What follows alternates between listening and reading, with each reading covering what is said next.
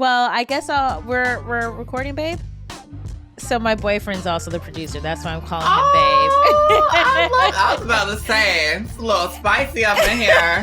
Got a little affair going on, honey, but this is perfect. Yeah.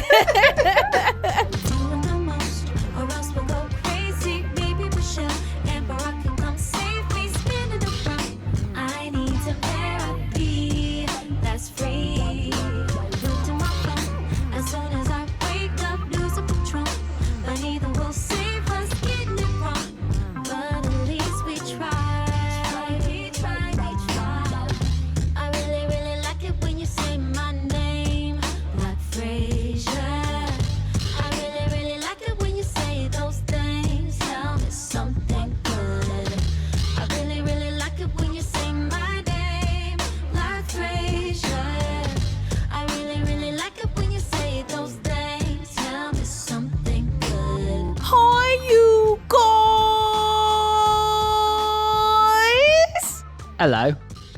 Welcome to another episode of Black Frasier. I'm Phoebe Lynn Robinson, and as always, I'm joined in the studio by my co-producer, my editor, the love of my stinking life, British Bake Off. Hello. Bit different studio, isn't it? It is. We're actually in California for the month as I'm trying to finish writing my book.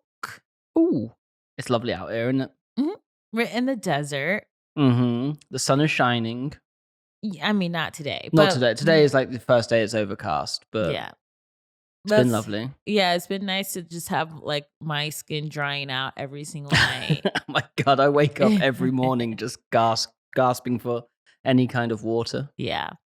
But it's nice change of pace to be on the West Coast, and then we're in the middle of lockdown until after Christmas. Yeah, so we could have stayed in New York. We're quarantining in a different part of the world in different rooms. But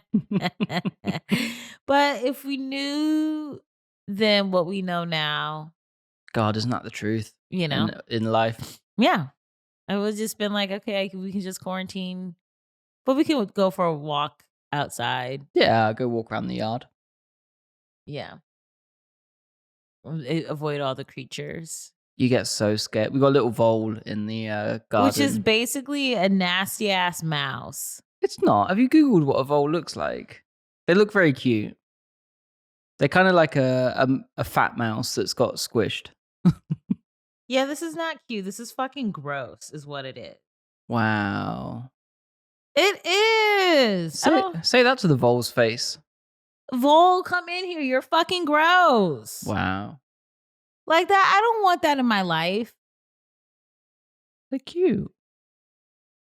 Anyway, so literally every night I'm on the lookout for freaking voles scurrying past our window. It's very scary. There's a fucking squirrel that looks like it's been fucking Fight Club for 20 years. It's seen some shit, that squirrel. The hair is jacked the fuck up.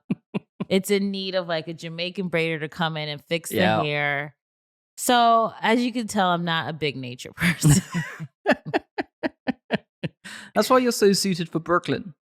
Mm-hmm. Like the only nature you get there is rats, and like they're so like I've only ever seen one rat in the whole of New York. Isn't that crazy? I see them like a lot. And what's wrong with you? The size of this rat was like it was like a cat. Yeah, it was wild. I mean, aren't there GMOs in our food? Is that what it is? GMOs? Is that what it's called? Yeah.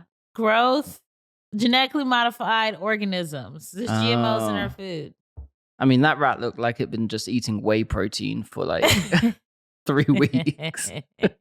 Bench pressing like 20 pounds. Well, I will say, in Brooklyn's defense, you're like, I have nothing. I cannot defend Brooklyn. Brooklyn's great, you guys. It is great. And like, yes, is there a rodent problem? Sure. So, you guys. You look tired. I'm ready for this year to be over. I think everyone is. I want to skip your birthday. I want to skip Christmas. My birthday's next week, isn't it? Yeah, sorry. Oh. You had your chance. I came so close. Yeah. So let's bypass it. Do I get to stay 31?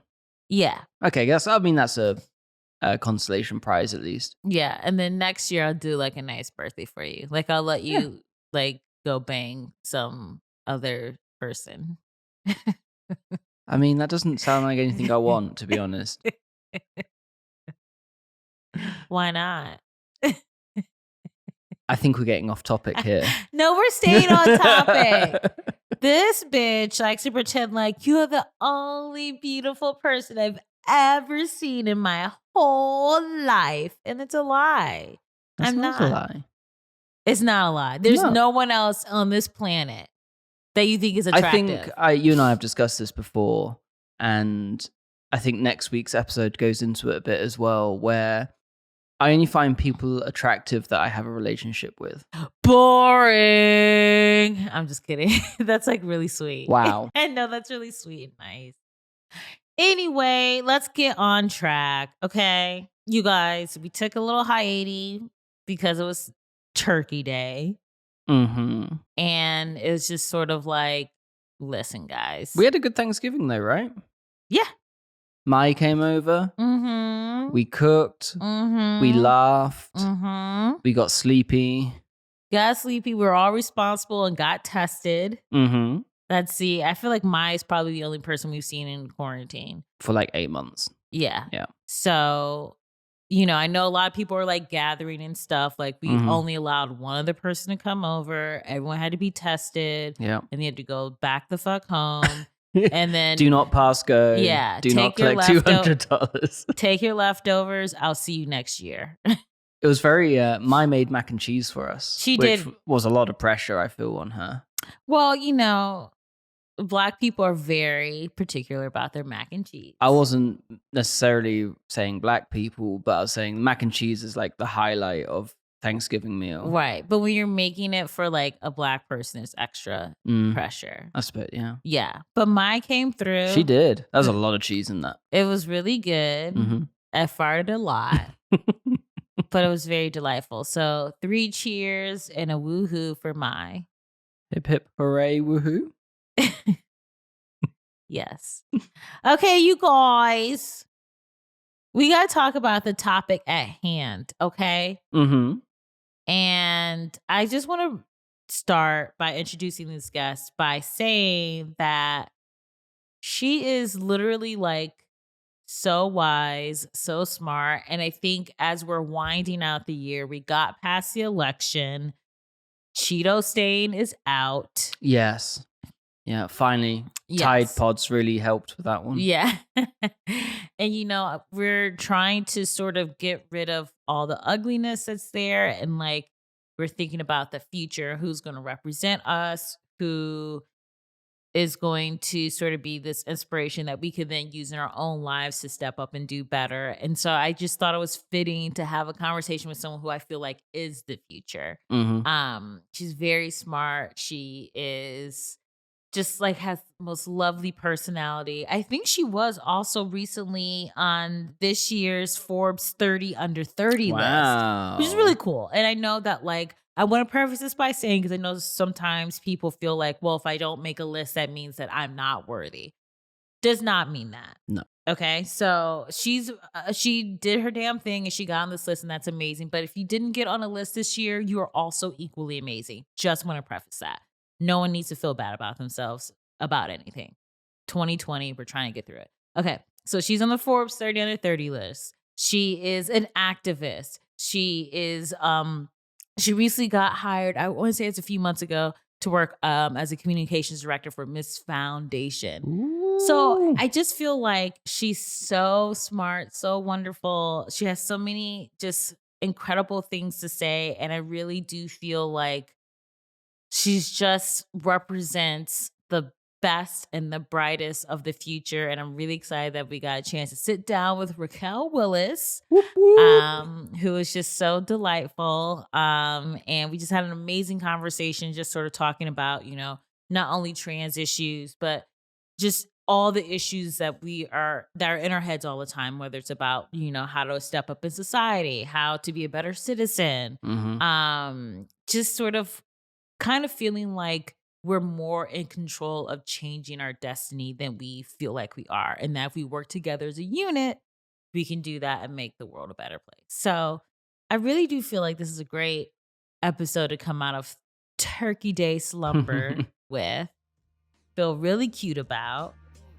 And so I want to say, without further ado, here's my interview with Miss Raquel Willis, please. Well, thank you so much for joining me today, Raquel. Hi, Raquel. Hi, it's great to be on. Yeah, I feel like this podcast has been like so helpful for me to like feel uplifted during quarantine and the election and everything. And I think the people listening as well feel like they're learning so much and they're feeling really connected with everyone that I'm talking to. So I had to have you in the mix. I just think you're 29, I believe. No, 28, 29.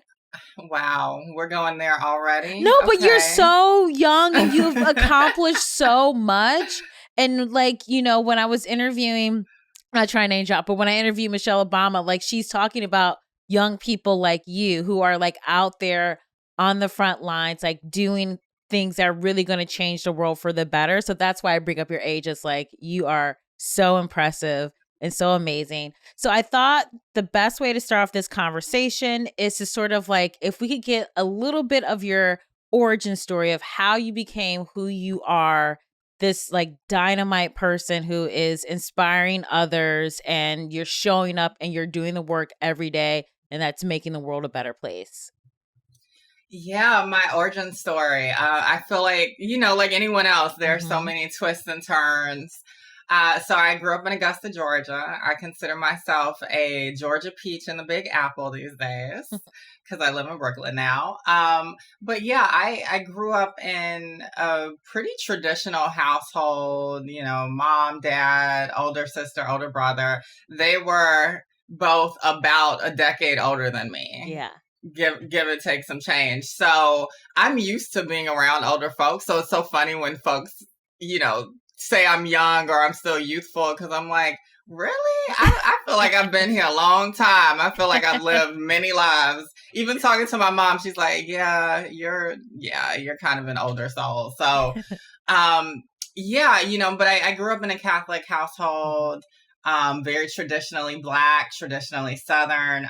So I was coming into my queerness and transness without having any language for it, as is the case for most people. So it was a very interesting experience. I felt like I had all of these extra layers of restrictions on me. And eventually I came out as gay because that was just the only language I had. It was like, that was what I was being called on the playground. They'd be like, any slur about femininity you can think of, I probably heard it. Or they just be like, oh, you're just like a girl. You're like a girl. And like secretly I was like, yes. But like outside I was like, no, because didn't want to be implicated in that way. When I got to the University of Georgia, that was where I met really like a community of queer and trans folks for the first time. Didn't meet other trans women really, didn't really meet trans feminine folks, but I met a lot of trans men. And I kind of found language through that. I found language through being a part of our LGBTQ activist student groups on campus. Found language in gender studies, which then we called women's studies because people weren't really, on top of breaking down the binary at that time. And so I mean, that was where I really got all of my like pride and power in being trans, but there was still not as much of an integration, I think, around what Blackness at the intersection of transness and at the intersection of womanhood meant. And so that really came after I left college. I went back into the closet a little bit because I was working at a conservative newspaper.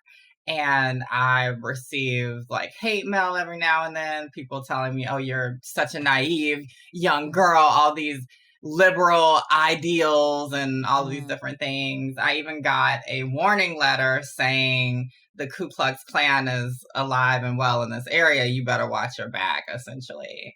So all of that was like obviously scary. It was also the rise of the Tea Party, the kind of proto-Trump era. So I was like, I got to get the hell up out of here. So I moved to Atlanta, and then that was where I found Black, queer, and trans community. And that's where I really wanted to figure out how to put as much of my energy as possible into social justice. So the movement for Black Lives was popping off. I was meeting other Black trans women who were trying to alleviate the harms of the criminal injustice system. And people were profiling sex workers. The Atlanta Police Department was profiling sex workers. So that was the kind of work that kind of brought me really into what later became activism, you know? And I think like most folks, you know, most people don't set out unless, you know, it's just like a brand thing for them, you know, to be an activist. I think it just kind of happens to you as you learn, listen, and observe. Yeah. Okay. So there are so many things in that just breakdown that I want to touch on. The first thing is you mentioned the intersection of Blackness and transness. And I'm curious as to how you feel that journey has been thus far. I feel like anytime there's Blackness in any sort of space, there's a lot of resistance. There's a lack of acceptance. And so I'm wondering like how the progress has been in terms of that intersection. Good question. How has it been? I mean, it's been complicated, complex, right? I don't think that it does justice to my journey to say that it's all been difficult, because that's not entirely true. And I wouldn't be the person I am today without all of those struggles, I think. I think when you're any kind of marginalized, like you have any sliver of marginalization, it can be difficult to understand that you could be complicit in somebody else's oppression. And I have witnessed that in all Black spaces, particularly from Black cisgender straight men who were not receptive to understanding my experience as a Black woman, or my experience as a Black queer person, or my experience as a Black trans person.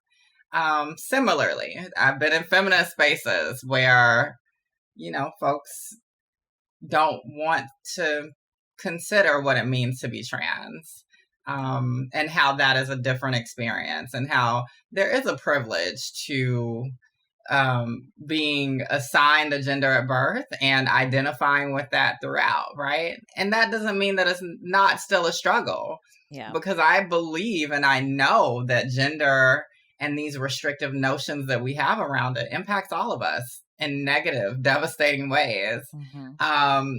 Literally, one of the wildfires in California was started because of a gender reveal party. Like we have to end those. No more of those. Honestly, it's so ignorant in this day and age. Not even just wildfire, but just like putting that pressure on another person who's coming into this world to say like, this is who you're going to be for the rest of your life. Like we just have to stop doing it. Makes no sense, you know? And it's like, can we not just celebrate the birth? Celebrate that there's a new person in our midst, you know, that's going to go on this journey, and give them enough space to actually fully express themselves and enjoy their journey. And the funny thing is that it's not just trans and queer and gender nonconforming folks who don't fit into these perfect little boxes of femininity and masculinity. It's also people who are straight and cis. Imagine over the course of your life, all of the men and boys and masculine folks that you've encountered that could not cry, could not even express sadness, could not express and experience intimacy, could not move through the world or fathom moving through the world without a sense of needing to control and dominate. other people, other conversations, other experiences. When I think of women, girls, feminine folks who are told they can be strong, capable, brilliant, intelligent leaders, and that they can't call the shots on things, and that they aren't oftentimes the best leaders. I think about how the gender binary impacts all of us. And for all the people who are gender expansive, who are gender nonconforming, even though I believe everyone is, right? But those of us who are brave enough to claim those labels and titles and descriptors, we're impacted by all of that. So it's not just the gender experience that I'm having. We're all having this topsy-turvy gender experience together. Yeah. And so one of the things that I really just admire about you is your work in the organizing space, in the community space, because I think, especially now, so many people want to be involved in that. They understand that, like, oh yeah, I can't just, voice my disdain about what's going on. I have to actually be an active participant. And you've been doing this work for so long. So can you take me back to when you were like a baby organizer and like sort of like how you were feeling about entering the social justice space and maybe some of the mistakes you made and some of the really amazing surprises that happened when you started out? Yeah, well, I think a part of my childhood that in many ways impacted my understanding of social justice and privilege and all of these different things and being of service to other people was actually some of the ideals I learned in Catholicism around stewardship, around figuring out your part to support and make other people's lives better. But of course, there was also working with the Red Cross Youth Board. We volunteered all the time. One of the important moments I remember was volunteering to raise money after Hurricane Katrina happened for folks who were a few states over. Yeah. But I would say I got my organizing chops in Atlanta. And one of the interesting things about that experience was that I was meeting other Black trans women really in a lot of ways for the first time, because I was in a university context for a long time, and we know the barriers, the systemic barriers being any kind of marginalized there. So I never saw myself in academia. And we were out on what is quote unquote called the stroll. Yeah. And my dear friend Toni Michelle Williams and I were out surveying the experiences of other Black trans women who were sex workers. And I just had this moment where I broke down in her car. And I was like, we've got to do something. They shouldn't be out here. We got to figure out what we got to do. And she was like, you're nobody's savior, honey. Like, you do your part. You figure out what you can do. But you're nobody's savior. And that was such an opening for me to understand my own privilege, even as a Black trans woman, that I was wielding this middle class privilege I grew up in, this academic privilege that I had to even go to college and graduate with a degree, to have consistent employment, to think that I had the solutions for people with experiences that were not actually exactly like my own. And it actually is about figuring out how to collaborate and support people in building up the solutions that they already have. I think your buzzer, delivery is here. Go. Yeah, give me 1 second. Okay. So what you just said, I want to follow up on because I thought it was so powerful. Where you were told that you don't have to be anyone's savior, because I think that is something, especially when society is in the way that it is now, where there's so much strife, there's so much sort of like just anger, and you see how much the system is broken in so many ways. People, it's natural to feel like, well, I have to come in and like save things and fix things, and like it's really going to be all on my shoulders. And to me, I think that might be how a lot of people sort of understand social justice work, as like this heavy burden. And so maybe I would love to hear about how you're able to do the work that you do, but you're also able to not let it overwhelm you or break you down, because it has to be so draining, even though it's so rewarding, because there's so much work that needs to be done, right? Yeah. I think that part is its own kind of ongoing struggle Mm-hmm. because I'm human like anyone else, Yeah. even with years of experience in this work.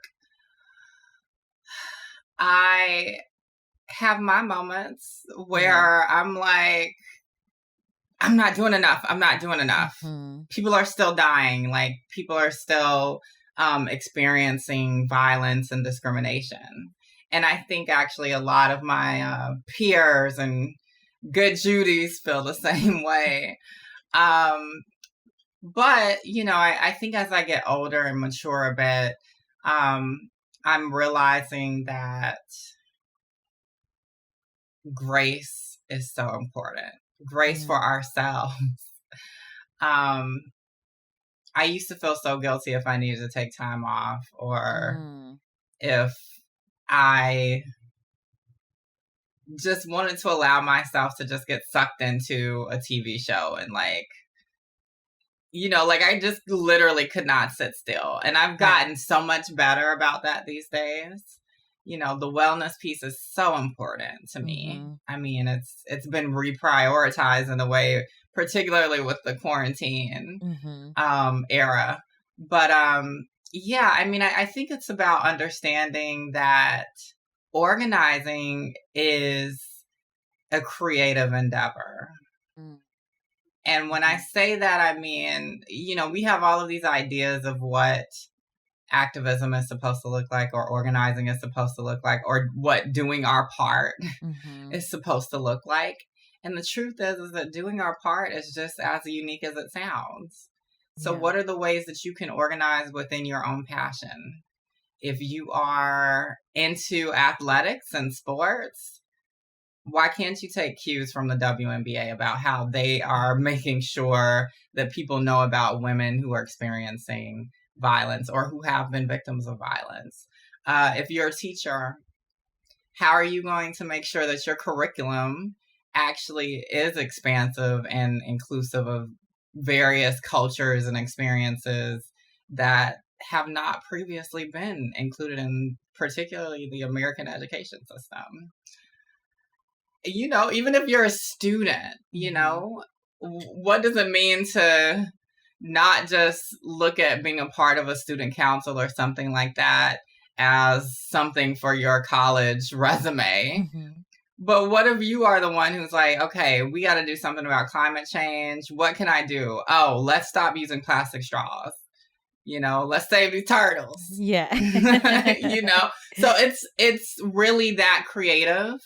And we have got to get people to understand that you're going to do your best work and put your best effort forward when you do it within something that you're already passionate about. Yeah, that makes the most sense, because then you don't have to fake it. You don't have to sort of brush up on the knowledge. Like, it's within you, and that's gonna like just shine out, and people are gonna latch onto that for sure. So I want to talk about your newest job role over at Miss Foundation. You're the director of communications, which, yay, congratulations. Yay! Yeah. And how has that been going? You've been there for 2 months? Not even, right?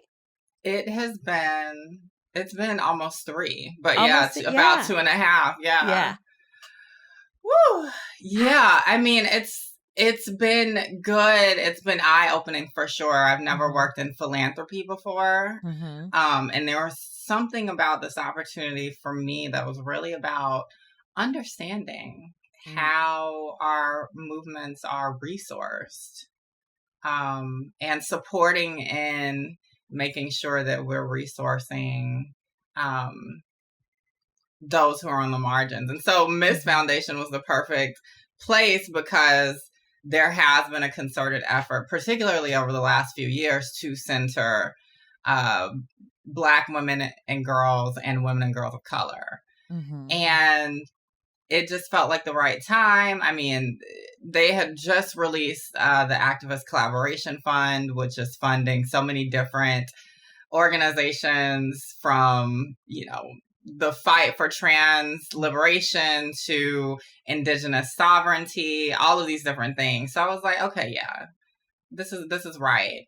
And I think that there's such an opportunity for us to have a renewed conversation on what it means to be a feminist today. I think that we have had a lapse, really.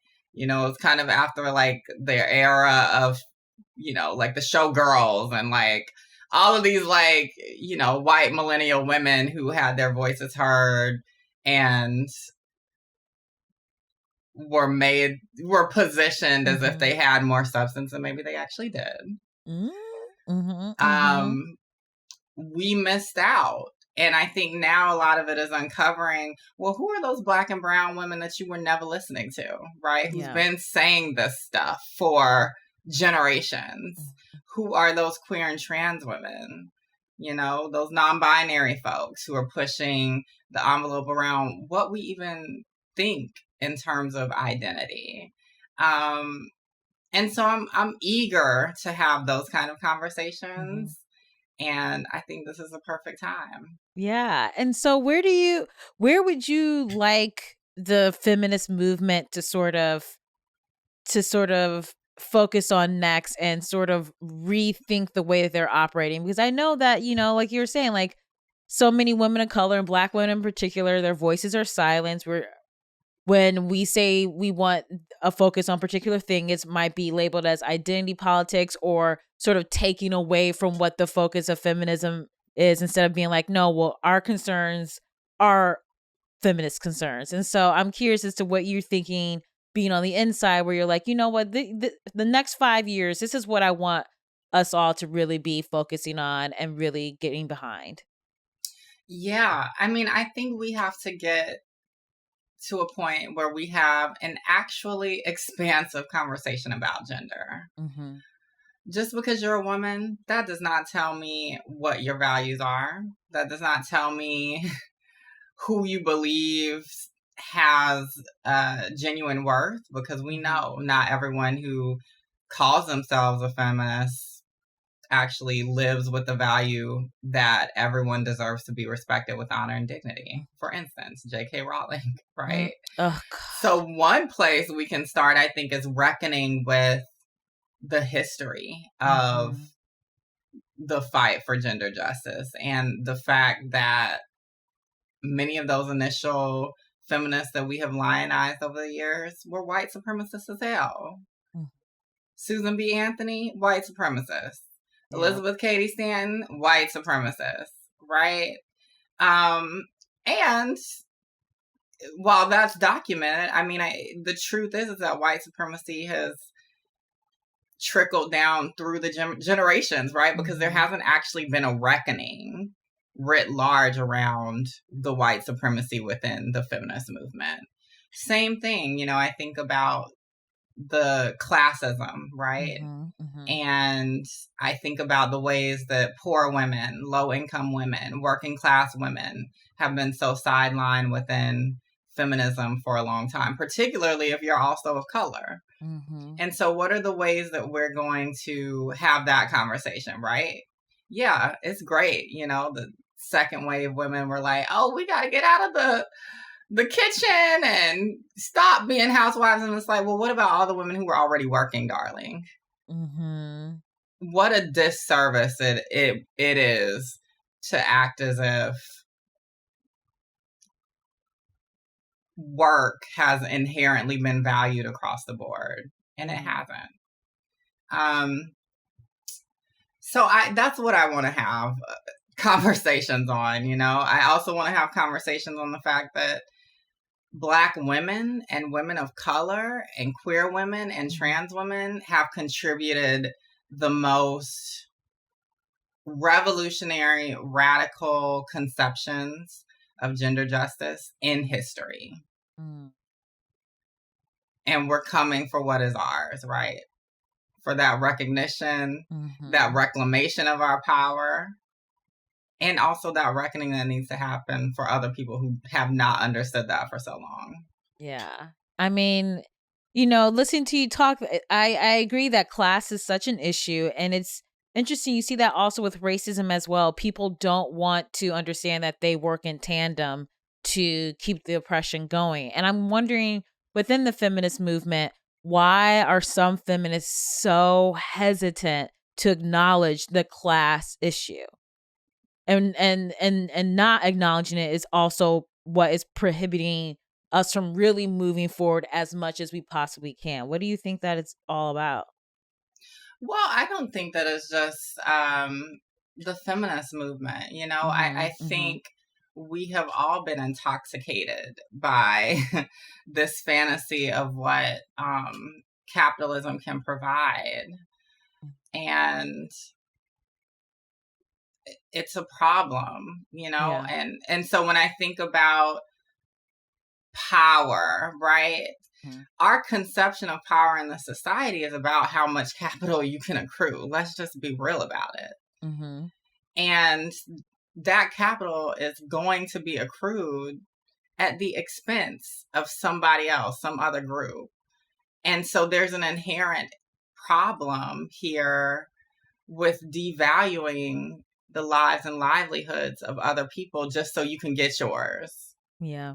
And that is not something that has been grappled with in the feminist spaces. But I also think about even our conversations around Black capitalism, right? And how we glorify this idea of, if we can just get rich, we'll have everything we need. These rich people are not happy. They are in their own kind of quiet crises because we have not detached power from materialism. Yeah. And really dealt with what it means to actually be empowered in your being. And so when I think about those conversations, I'm so concerned because I'm like, will queer and trans people ever be able to, particularly Black queer and trans people, ever be able to gain footing in a society where essentially that's the rubric, right? Is that you have to have a certain amount of capital to be considered worthy, really, of living. Yeah. Oh my gosh. Yeah, it is like one of those things where, I think we all see it because we're all on social media. You follow certain people who are, they're wealthy and they're showing off the things that they have, and their lives seem so amazing. And I think a lot of people sort of internalize, like what you're saying, that having capital equals being worthy as a person. And so it's really hard to sort of undo that toxic sort of mentalities to realize these are the things that actually matter. And like having all this money, if you're not using it to benefit people, then what is it all for? I think it's so hard for people to kind of get to that place to understand that having money just isn't going to make you magically a happy person, isn't going to make you magically better than anyone else. Like, you shouldn't be thinking of yourself as being better than someone else. And so I'm wondering like how movements can sort of operate when we're stuck in such a capitalistic society. Like, how can we affect the change that's required so people can truly be free and happy when so much of society is built on power, is built on acquiring wealth? Like, what do you think? Is a way we can move through that? I don't know. I'm not sure that we have the solutions yet around that. Because the thing is that even if you're an anti-capitalist, we're caught up in the throes of this system, right? And so I think that I think we need to continue to have more conversations about it. But we also have to know what we're up against. Who is funding what? How are they funding things? And how are we going to make sure that those who are most in need are actually taken care of? That's one of the issues I have with particularly how this election cycle has gone, right? Is that the conversation has, and for a long time, it's been about just getting Trump out of office for a lot of people. And it's like, oh, well, we'll get to that later. We'll get to these other things later. But first, we got to get him out of office. But, you know, that is the argument all the time. And yes, that is important. But how do we hold getting him out of office and actually putting our best effort forward to move our society in a better direction? How are we going to make sure that folks actually have health care if we can get this dude out of the White House, right? Yeah. How are we going to make sure that we at least start working towards better climate solutions, right? How are we going to make sure that people are accessing holistic education, transformative education? Yeah. Those problems existed before the pandemic. You know, they existed before Trump was in office. And we can't allow ourselves to be distracted from that fact. And we can't be wooed by this idea that returning to normalcy, quote unquote, or the status quo, quote unquote, is okay, because the status quo and normalcy is white supremacy. The status quo and normalcy is having a certain amount of wealth to actually live the life that you deserve. Yeah. And so I want to turn back to your activism for a second, because I think what you've been able to do is provide this platform where you're not only calling out the things that are clearly wrong with society, but it goes beyond that. Like, you're actually like trying to find solutions. You're actually really striving to help uplift other people. And so I'm curious as to, now you're in this position at the Miss Foundation. We're in 2020, which is a dumpster fire, but you're doing such wonderful work. And I'm curious as to, because of what's going on in the world, do you feel like there's an extra sense of urgency within the way that you move? Or like, how are you feeling now in 2020? How is it maybe changing your activism to get to level 5 if it's at a level 4 right now? I don't know that I think about it that way. You know, I think throughout my journey, I've been open to and receptive to opportunities for growth, for sure. But I think that because my understanding of social justice and activism and organizing is, rooted, I guess, in authenticity and vulnerability.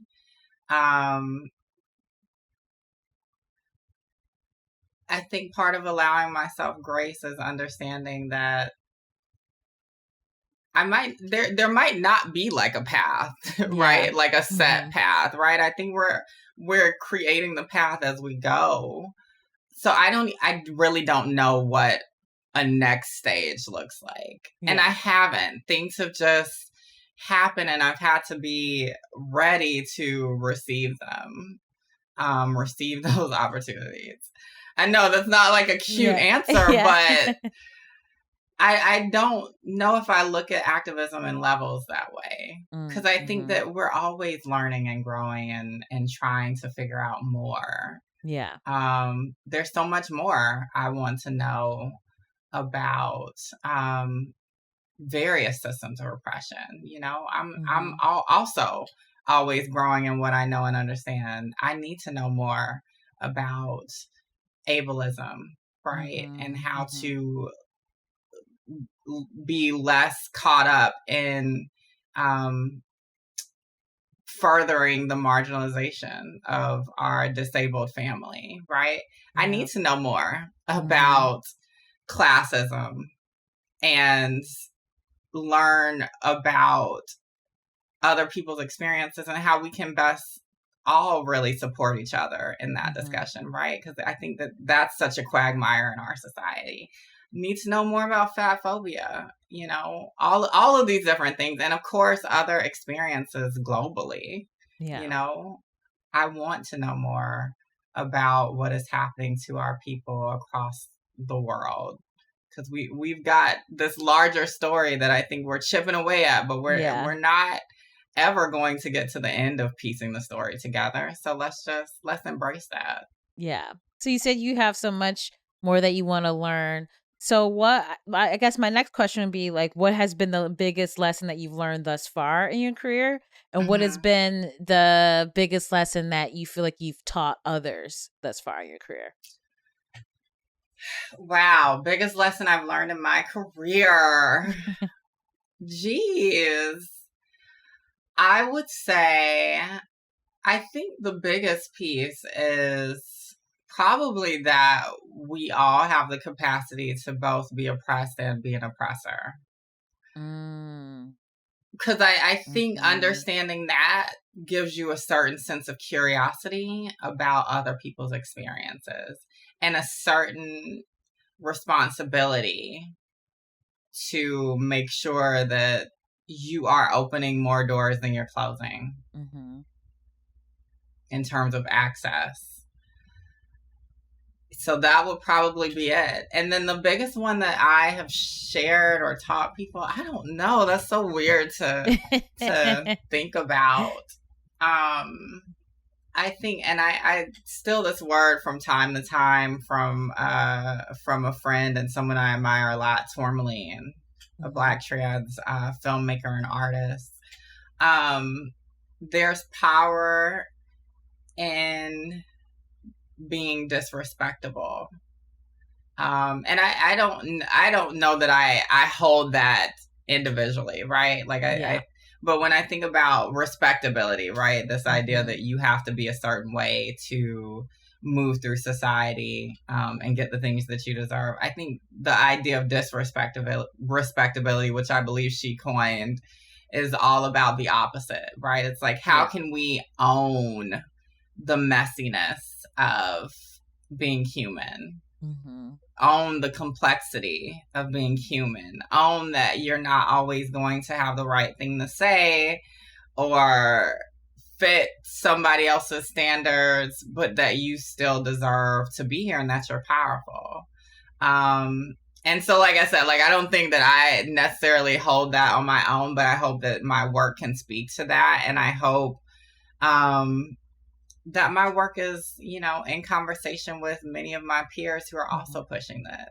Because I don't want any door that I may have opened to be closed for the next person. Yeah. And I don't want the next person to have to check off as many boxes as I did. That's tired. I want you to be maybe a little less tired than I am, you know? Like, I don't want the next Black trans woman or whoever, or trans person or whoever, to go into a room that I've been in and feel like they have to speak a certain way, have to have a certain amount of education, have to have a certain resume or look a certain way. I don't want that. Yeah. I like hearing that, because sometimes when people get in a certain position, they want to be like, well, I had to work this hard, so the people behind me also have to work as hard as I did. And it's like, that's not the point. What? It's not that we all have to suffer the same amount. Like, you want the suffering to go down a little bit. So just you even saying that, I'm just like, oh, your spirit is so good, so pure, and I love it. So we have a few audience questions, and this is my favorite segment of the show. No, this is good. This is really, really good. You're gonna like these questions. This one I really like is from Beth in Albany, New York. And she writes, what is something you wish someone told you when you first started in the community organizing space? Something someone first told me. Like, what you wish someone like told you about when you first started getting into community organizing. Oh, this might be what spicy? Yes. I mean, there are a lot of things, but I wish someone had told me that even folks who look like you or who have similar experiences to you can harm you. Yeah. Yeah.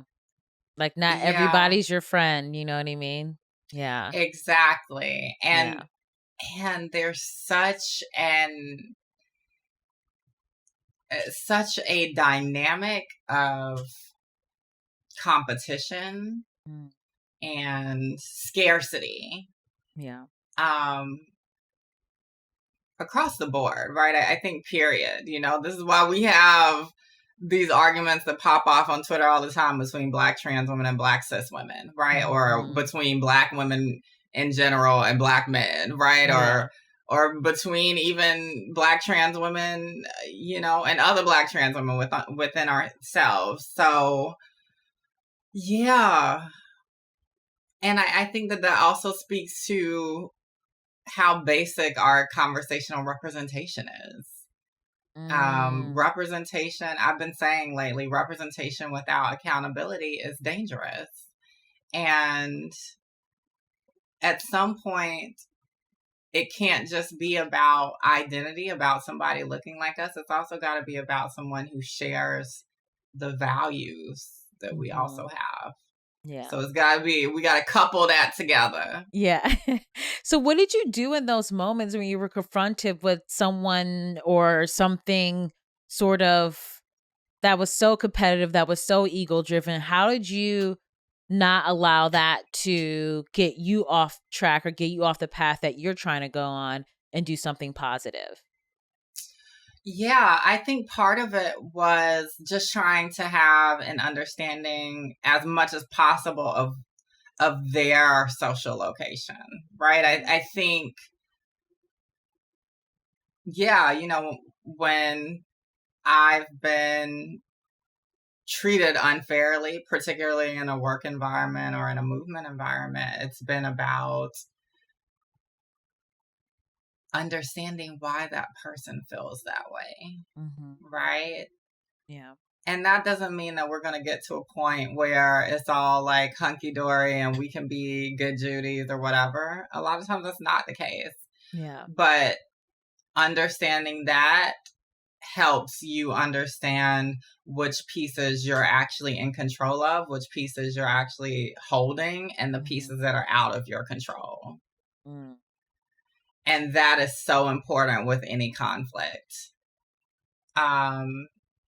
So yeah, and people I think are very disarmed when you call shit for what it is. So it's like, oh, you're another woman of color in this space, and you're used to being the only one. So you're trying to figure out what it means to also have me here. Or, oh, you need a certain amount of validation and credit for the work that you're doing that you assume you created in a vacuum, when the truth is that, honey, what you was doing was not really that original, right? Of course somebody else was going to do something similar or better, right? And that doesn't mean that anyone is biting off of you, or that doesn't mean that anyone is coming for you. Yeah. It actually could be an opportunity for collaboration if you open yourself up to that, right? So I think that that is key. And then the other piece is, some people just toxic as hell. Yeah. And I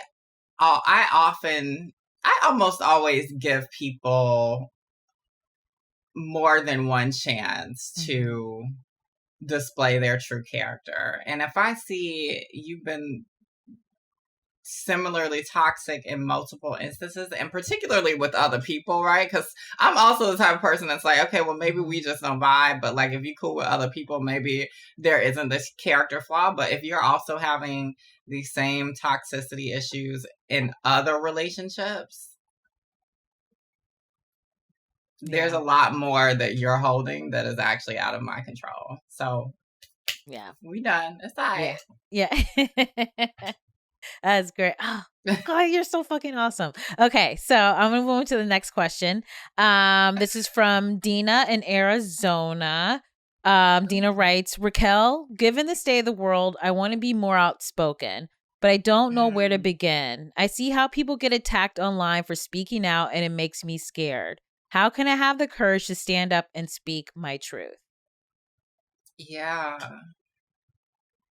There is a volatility online. I think it's a separate conversation from the cancel culture one, because I don't entertain that conversation. Yeah. But there is like a volatility sometimes around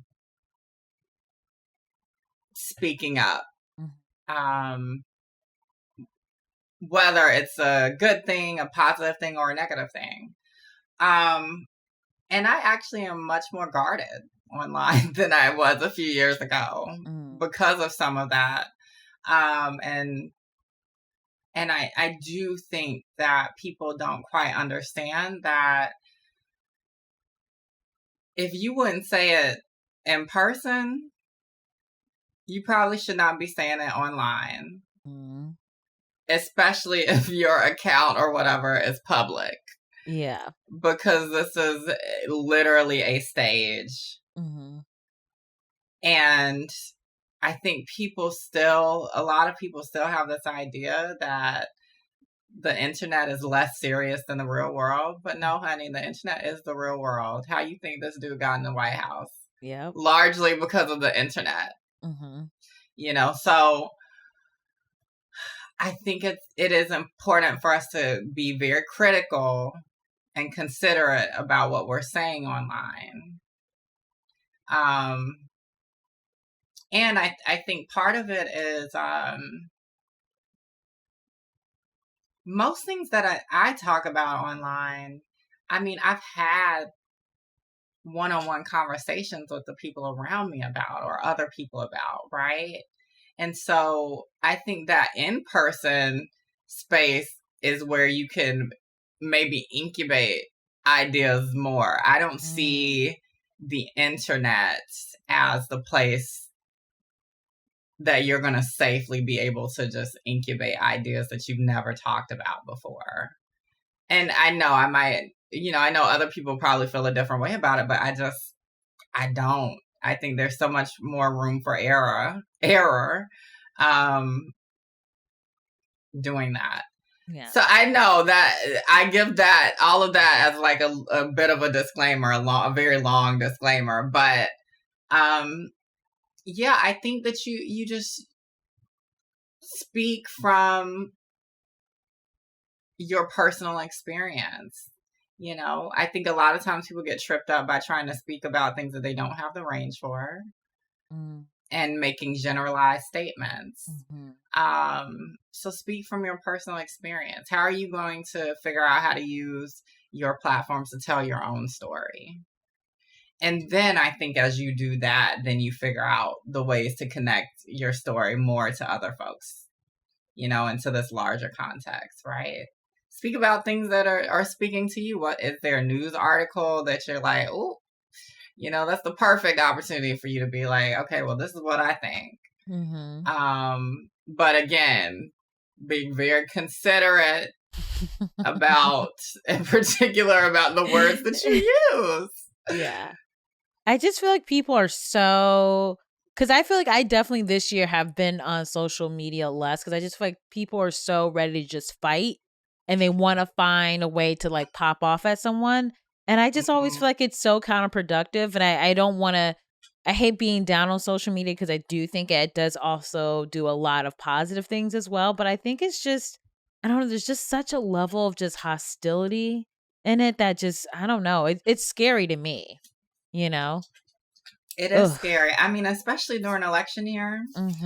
But what really shifted, honestly, was the 2016 election. I think in a lot of ways shifted my relationship with social media, because that was during a time where, I feel like people, I don't have the science behind this, but it felt like more people were being doxxed than ever before around 2015, 2016. It felt difficult because that was when we started to see the bots, but we didn't quite know that they were bots for a long time. And so anytime you say anything about the election, you get a bunch of these like right-wing hater folks. And it was like, oh, those were bots the whole time. So like we've even, I think, particularly on the left and particularly for Black women, because Black women were getting a lot of that as well.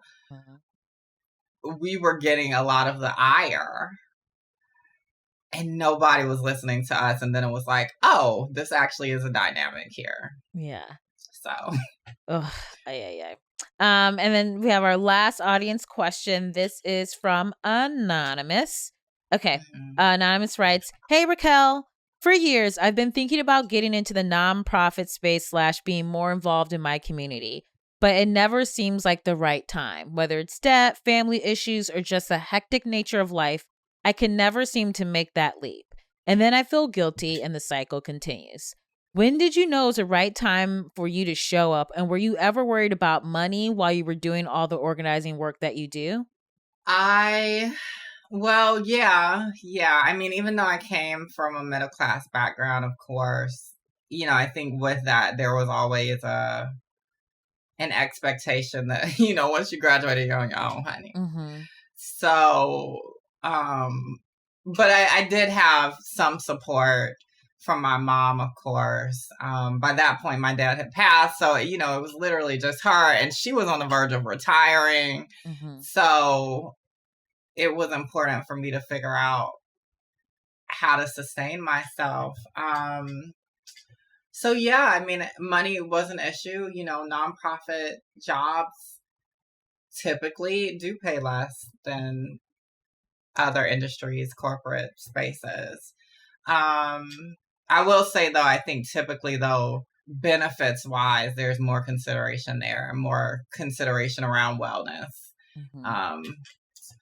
Yeah, I mean, the actual turning point for me where I was like, I've got to put as much energy into these movements, particularly on behalf of Black, queer, and trans people, was after after another Black man was killed by police. This is back in 2014. No, sorry, it was 2015. I went to work, mostly surrounded by a bunch of white people. I think there was one other Black woman on staff at that point. And we had just hired another one. So there were three of us. But I remember going to work and it was just business as usual. Yeah. And I'm like, my eyes are like puffy. I'm not talking to anybody. I'm following the Twitter timeline, like on my phone in between doing my work. And I'm in mourning. Yeah. And I'm working somewhere that doesn't even know that any of this has happened. Because these corporations weren't posting Black squares even. Then, And I was like, you know what? I got to get out of this space. This is not where my energy should be. Like my energy needs to be going to the people. And so the thing about it was, I knew the best decision for me was going to be using whatever skills I already had in this space. It wasn't going to be, I'm going to go out and be an organizer, even though I have been doing some organizing. I just didn't feel like I could embody that yet. Didn't even really know what that option looked like. So I took a comms role at Transgender Law Center, and that was my segue into nonprofits. I was still using my journalism background. The digital space was always important to me. And so that was how I made the leap. And I moved across country for that to Oakland, California. And so that was great. So, I mean, I think it's about not being shy about the fact that, like, you do have to survive. I think a lot of times people want to do social justice work, and we don't want to have a real conversation about us needing to survive, right? There is a certain salary that you probably need to make to have the livelihood that you deserve, or at least as close to the one that you deserve as possible. And we got to be real about that. The other thing I will say, though, is one thing I have learned in nonprofits is that, you know, we have this idea that these spaces are like utopias, and everybody gets it. You know, there's no toxic dynamics. That's not true. Yeah. There's still white supremacy. Mm-hmm. There's still Black people, Black trans people, people of color who are passed up for promotions and opportunities all the time. Yeah. For white people, just because they've had access throughout their careers to have leadership roles and positions, right? Mm-hmm. You know, I've worked alongside trans men who were paid more than me for the same job. You know, and like a lot, considerable amount more, you know, so it's not all a utopia, right? So coming in with realistic expectations is key, and I did not do that. Well, I bought into the idea that we're family. Yeah. We're all in this together. And then you find out, oh no, this person's in it for themselves, and that is it. Yeah. Yeah. Well, I just want to applaud you. I think what you're doing is so special and so necessary. And you use the word grace several times. I think you do it with grace. I think you do it with intelligence. And I think you do it with compassion and empathy. And that is in short supply these days. Mm-hmm. And so I just really appreciate you sharing your gifts with the world. It's been great. Thank you. I appreciate you as well. You do so many dope things, and you have paved so many ways for people too. So thank you. Oh, thanks. Yes. Girl, come on. Why we do this? Okay, you guys. Wasn't that a great conversation? She is so inspiring to like listen to, and makes me want to do better and do more. Yeah, you should do way more because you're white. Wow. You're a straight white male. Yeah, we are the worst. Mm-hmm. So how are you going to fix things? Go. I'm going to make sure that people of color and the trans community have a stage for their voices, and make sure I'm a good ally. Yes. Are you going to start giving people money and stuff too?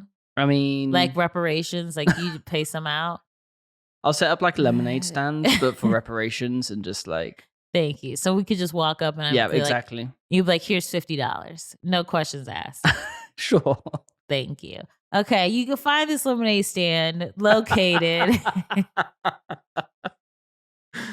where you guys, we have an announcement. We have merch. Merch? Yes. I haven't had enough water today. We do have merch. If you go to PhoebeRobinson.com/merch, you will find a t-shirt and a jumper, as the Brits like to say. It could be a nice Christmas jumper with Phoebe's face on. Oh gosh, if someone gifted that to me for Christmas, I'd be like, you don't like me. Uh-oh. Buy our merch. I'm just kidding, you guys. It's called comedy, guys. Right. So I took you on a journey. I see. Is it a one way, or is there a return? There's definitely some transfers. Okay. Yeah, there's some connections. There's not direct back. But if you go to PhoebeRobinson.com/merch, the sizing is small to XXL. So get yourself something nice and cozy. Mm-hmm. And you know you guys can do? You guys can all get some for your entire family. And then we take pictures around your Christmas tree or your Hanukkah bush. Why didn't we do that? Get the whole family remotely taking a holiday Christmas card, all wearing the merch. Yeah. Damn. I'm a small business. So support me. Thanks, you guys. And speaking of small businesses, as you guys know, we do not take any nasty ass, trifling ass money from freaking Cheerios, the freaking Hasbro, like gaming company. You are just calling out everyone on this podcast, aren't you? the Kellogg cereal company, freaking Old Spice. Oh, I do like Old Spice though. Squirrel Box, none of these guys. No. Okay? Because we are independent. We create our own rules. Okay? Yes. We live on the fringes of society. We can do what we want. We can say what we want. Yes. We are rebels with a cause. Mm-hmm. And I'm rebelling against the man in my 5-year-old Target robe. You have had that a long time. It's starting to pill a little bit. Oh, no. I mean, we can buy another one. No, we got to just let this one go until the wheels fall off. So anyway, we are truly just going rogue, freaking making our own rules. Right. Get to the point. Yep.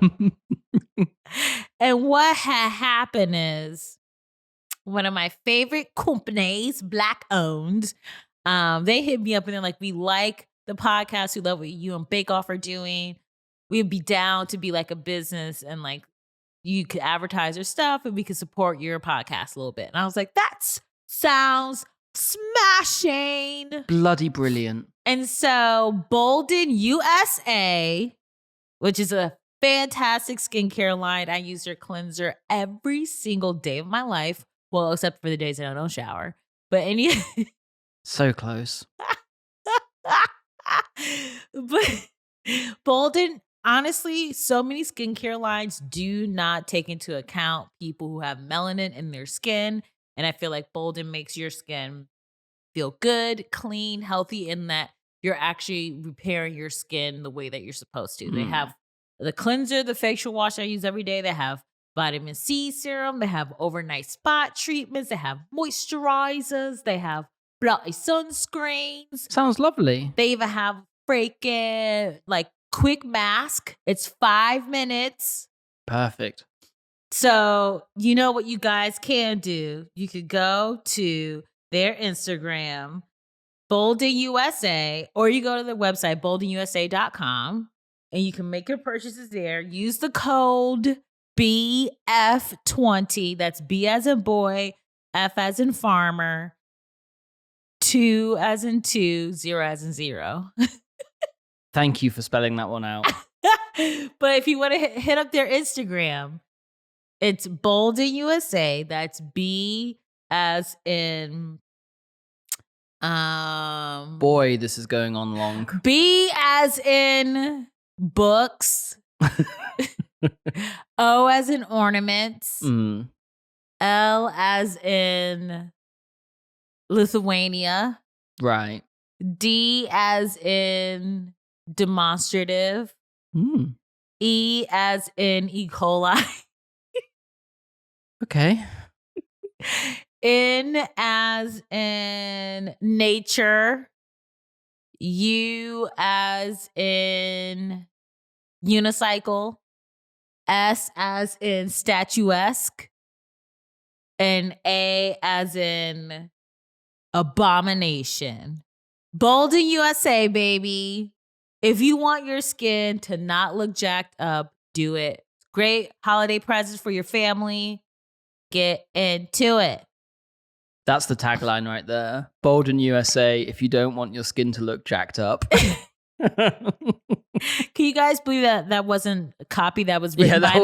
That was pure improv right there. Yeah. Well, anyway, okay, you guys, support Black-owned businesses year-round, okay? Not just for the holidays. Thanks again to Raquel Willis. She was fantastic. Yeah. Thank you, guys. And follow her online. She's brilliant, amazing, wonderful, so deliciously cute.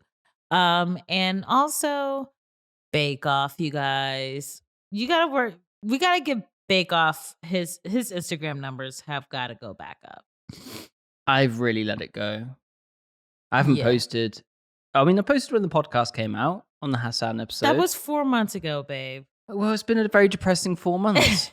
But you could take pictures of your tattoos. So you're gonna say something else then? Nobody wants to see your dick but me. I wasn't going to say that. What were you going to say? My tits. Because you said tats, but it sounded like, yeah.